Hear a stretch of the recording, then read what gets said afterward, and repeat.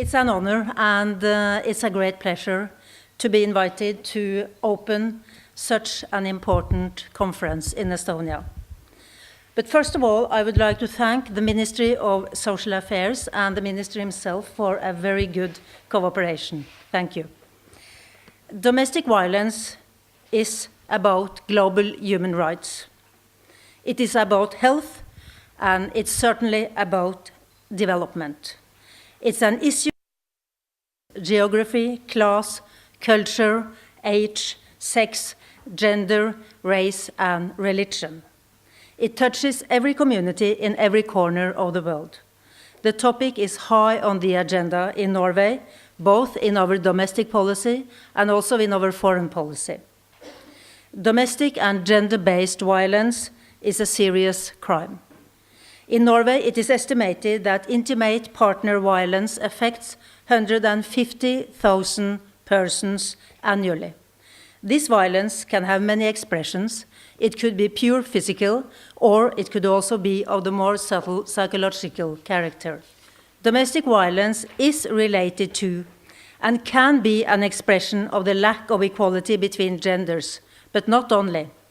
The episodic violence cannot necessarily reflect an uneven balance of power, has no clear gender profile. In these cases, the use of violence is equally distributed between men and women. But it is primarily women that are subjected to the most brutal and controlling partner violence. Therefore, gender equality efforts give their contribution to the reduction of such violence. Every experience of violence is humiliating to the victim. It shakes the individual's fundamental security, security that should be found and sustained at home with persons close to us. Domestic and gender-based violence is a type of criminality that is often not very visible. There are still many out there too ashamed to seek help from the police or the support structures. And police and support organizations do not always reach those who are in need of help. So the NGO sector is very important in this respect. If we are going to succeed in preventing this kind of violence and giving help to the victims, we see it as vital to include a broad spectrum of parties and policies. We speak about criminal policy, equality policy, social policy, health policy. As many of you know, we had general elections in Norway in September, resulting in a change of government in October. The previous left-wing government presented a white paper on prevention and combating domestic violence to Parliament in March this year. Domestic violence presents some particular challenges. It can be very, very difficult to give up someone close to you, and the victim may choose to cover up the violence. This makes noticing and stopping the violence as helping the victims a challenge. On the basis of the white paper in Norway, a new action plan on domestic violence was adopted in August. The action plan comes with 45 new actions and is a coordinated effort. 6 Norwegian ministers signed it. We speak about the Minister of Justice, Minister of Health, Minister of Children, Equality and Social Inclusion, Minister of Education and Research, Minister of Labour, and the Minister of Local Government and Regional. These were, of course, ministers from the previous government, but we have all reasons to believe that the fight against domestic violence and gender-based violence will continue with high intensity also by the new conservative liberal government. This topic crosses political ideologies in Norway. Strengthening the work against human trafficking, violence in close relationship, and sexual violence against women are all highlighted in the new platform with the new government. So the topic will remain high on the agenda in Norway. And as I said at the outset, domestic violence is about human rights. And human rights is high on the agenda in my country. We give it high priority.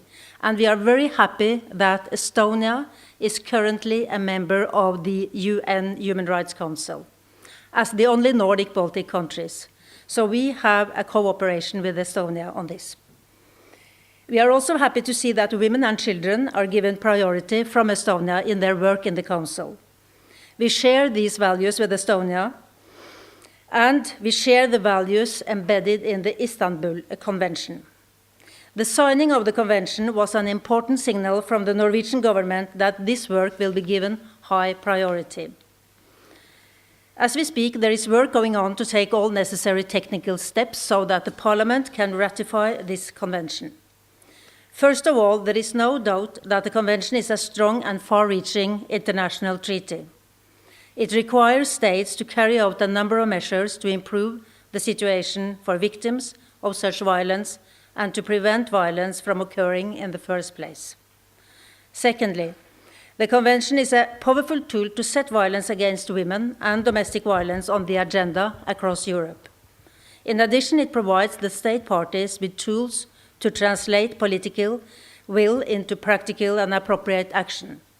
And finally, we would like to underline the importance of the comprehensive approach of the Convention, which highlights the need to develop integrated responses where all agencies involved are responding to incidents of violence together.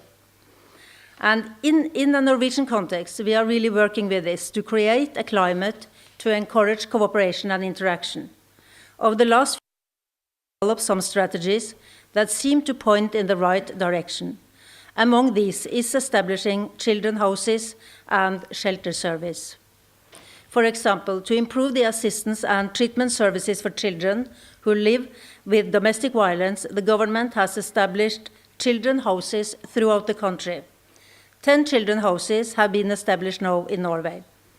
These houses is not simply a physical place, but a cooperative measure across the sectors that will coordinate the relevant instances with regard to children that have been subject to violence.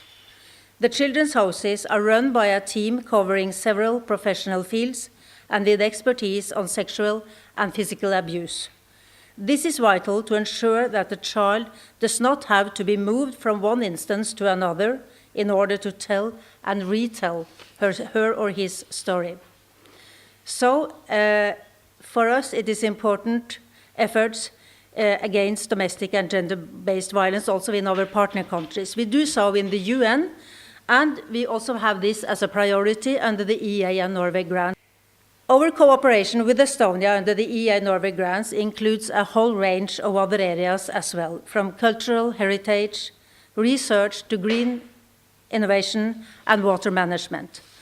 But at the heart of the program package is in Estonia lie children and youth. It is very encouraging to witness the strong and close collaboration between the 3 Estonian ministries: social affairs, justice and education and research. This is a brilliant example of broad collaboration that is needed to help children and youth. This is a good basis for sharing experiences and best practices in this topic. I wish you good luck with today's conference and thank you for your attention.